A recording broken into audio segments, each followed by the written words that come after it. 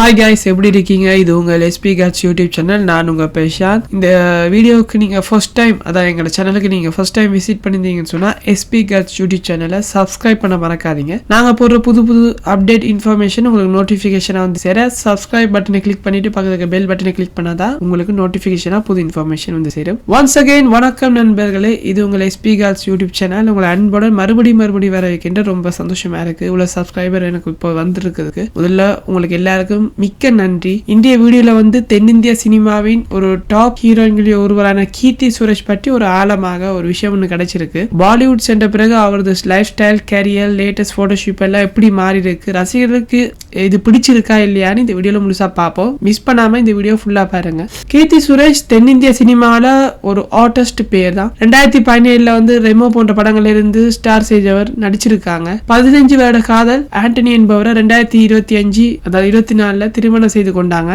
இப்போது அவங்களோட கரியர் எப்படி இருக்கு பாலிவுட்டுக்கு மாறிய பிறகு என்றுதான் இது நாங்க பார்க்க போறோம். கீர்த்தியின் முதல் ஹிந்தி படம் வந்து பேபி ஜான். எல்லாருக்கும் தெரியும், அது திரைப்படத்தின் ஒரு ரீமேக்.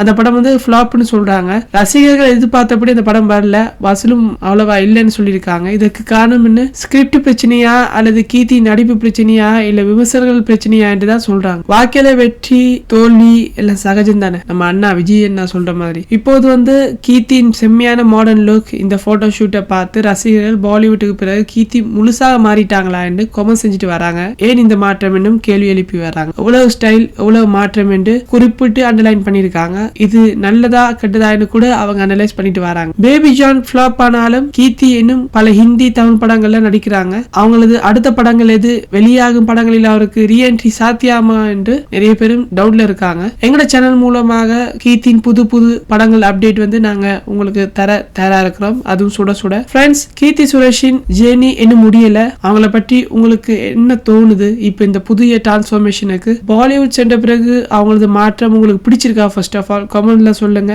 அடுத்த வீடியோவில் சந்திக்கும் வரை உங்களிடமிருந்து விடைபெறுவது உங்கள் பிரசாந்த். மறக்காம இந்த வீடியோ பிடிச்சிருந்தா லைக் பண்ணுங்க, ஷேர் பண்ணுங்க, சப்ஸ்கிரைப் பண்ண மறக்காதீங்க எஸ்பி காட்ஸ் யூடியூப் சேனல்ல. Bye guys.